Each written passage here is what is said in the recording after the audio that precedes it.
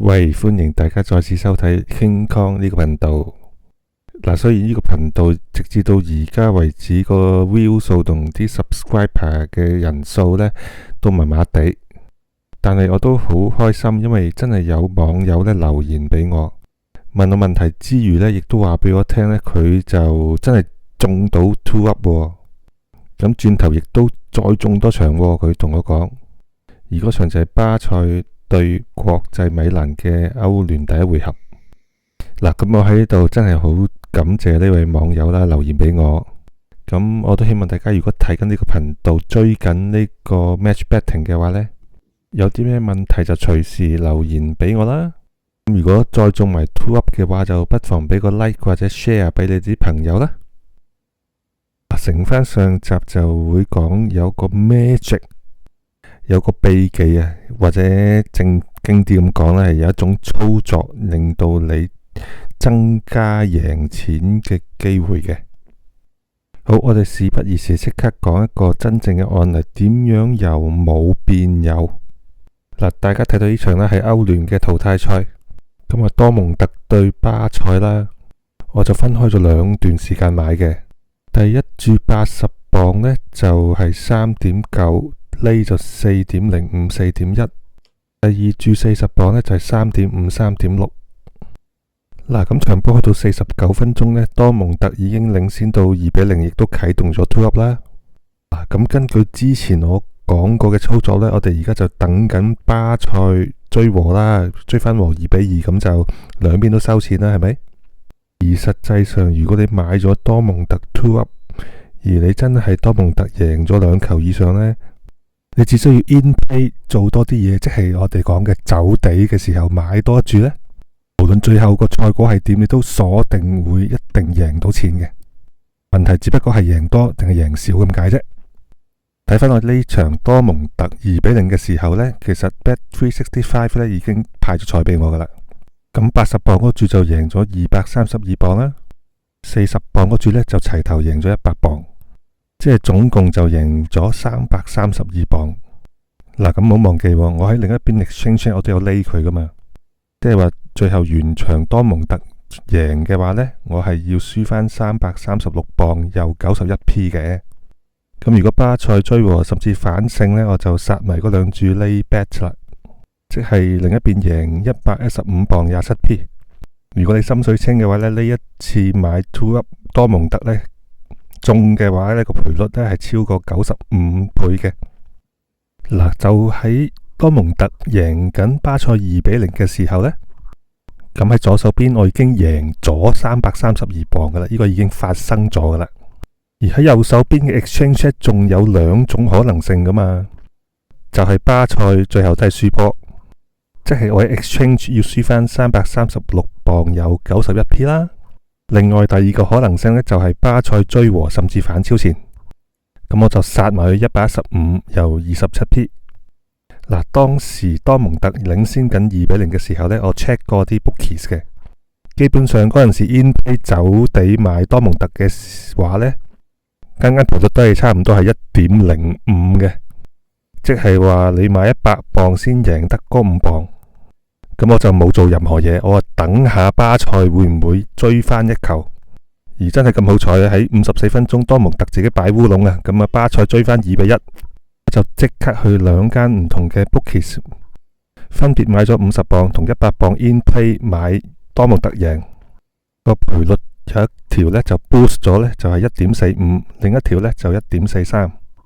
咁加咗呢條 in play 嘅操作之後呢，而家個情況就變成咁啦。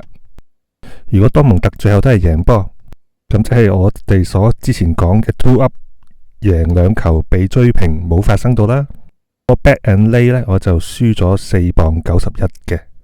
但係因為我喺2-1嘅時候買咗多蒙特走地贏啊嘛，咁走地嗰兩注我就贏咗65磅又 73p。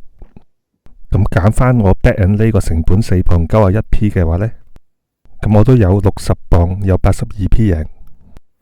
但係如果巴塞最後係真係追和甚至乎反超前嘅話，咁 two up 發生咗啦，即係我兩邊都殺晒，即係我總共會贏到447磅有 27p。不過唔好唔記得，我喺走地嗰度買咗85磅噶嘛。咁如果巴塞和或者贏呢，我嗰85磅就即係輸咗啦。咁減翻85磅呢，咁我實際上呢就贏到297磅又 27p 嘅啫。換言之呢，我喺2-1加咗呢一注走地之後呢，一係呢多蒙特贏呢，就係我贏到60磅 82p， 又或者巴塞追和或者反勝，我就贏到297磅又 27p 啦。即係場波之後點都好啦，我都係贏錢，爭在係贏多定贏少嘅啫。咁最後多蒙特喺76分鐘入多球，最後3-1完場。咁我呢場就贏到60磅 82p 咯。咁其實都好啊，因為本來係要輸4磅幾噶嘛，而家贏翻60磅。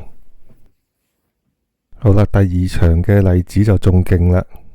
隔2個禮拜後嘅歐聯淘汰賽都係巴塞進咗級啦，就對國際米蘭。咁呢場我就買咗國米 2 up 啦。咁喺朝頭早嘅時候呢，我就買40磅啦，5.1厘佢呢就5.2、5.15嘅。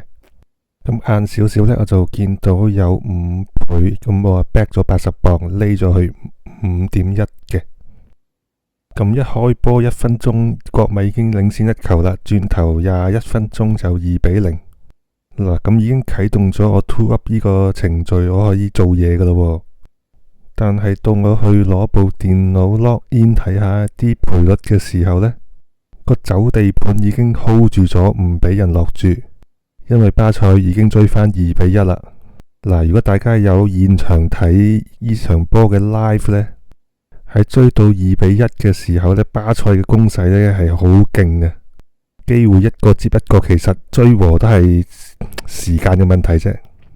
嗱，嗰刻我係有望過國際米蘭贏嘅走地賠率呢係2.6嘅。嗱，其實都真係好吸引嘅。不過嗰陣時巴塞個勢實在太勁啦，咁我就俾啲時間，希望巴塞真係可以追和先啦。咁好啦，巴塞就喺38分鐘追和2-2，咁我就即刻要去做嘢。咁2-2嘅時候呢，你去買 in play 走地嘅國米呢，個賠率係有6倍嘅。嗱，國米贏緊2-1嘅時候呢，賠率係2.6倍，但係一到咗2-2呢，已經去到6倍啦。咁我就嗱嗱聲買咗83磅 65p 6倍嘅國米嘅。嗱，點解我買到83磅又 65p 咁甩咳呢？就係純粹因為想用咗關 bookies 啲尾數啫，就等到佢齊頭啲。嗱，咁講翻場波先。嗱，如果我冇落呢一注嘅走地80幾磅呢，我只能夠求神拜佛，國際米蘭千祈唔好贏波。咁我就贏到601磅又 89p 啦。但係如果國米真係最後贏波嘅話呢，我就真係見財化水噶咯。而我落咗嗰83磅嘅走地之後呢，如果最後巴塞贏，我就將嗰601磅贏嘅錢呢就減翻嗰83磅。咁我都會贏到518磅又 24p 嘅。咁如果國米最後贏波嘅話呢，當然我就會輸咗2磅 11p 買 2 up 國米嘅成本啦。但係我就會贏翻嗰83磅 65p 嘅走地啊嘛。咁我最後都會賺咗呢416磅又 14p 嘅。即係話我買咗依注走地之後呢，一係就贏518磅，一係呢就贏416磅。咁如果大家有睇晒呢場波呢，大家都明白噶啦。如果冇買呢83磅嘅走地保險呢，我真係食夠心都唔掂啊！冇耐之後呢，國米就入翻球3-2領先。咁啊，轉頭巴塞又追翻球喎，彈中未啊，彈翻個龍門背脊入波3-3。仲未完喎，臨完場前國米食咗球炸糊。就喺呢球腳趾攻越位啦。嗱，最後場波就都係3-3完場啦，我就贏咗518磅啦。縱使我贏少咗83磅幾啊，不過你叫我再揀多次呢，我都係絕對會咁樣買保險法嘅。嗱，如果場波我冇睇現場睇 live 呢，我一係翻緊工或者我瞓咗覺，一係就輸嗰2磅，一係就贏咗600磅，咁我唔知噶嘛，起身先知噶嘛。但係如果睇 live 呢，真係太刺激啦，因為一係就輸2磅，一係就贏600磅。但係個心情就唔係輸嗰2磅嘅問題，係你贏唔到嗰600磅嘅問題。唔知各位觀眾又會點選擇呢？不妨留言俾我。好，尋日都講多次，中意呢條片嘅就記得 share、like、subscribe。咁下集就應該會做個 2up 嘅總結。好，我哋下一條片見，拜拜。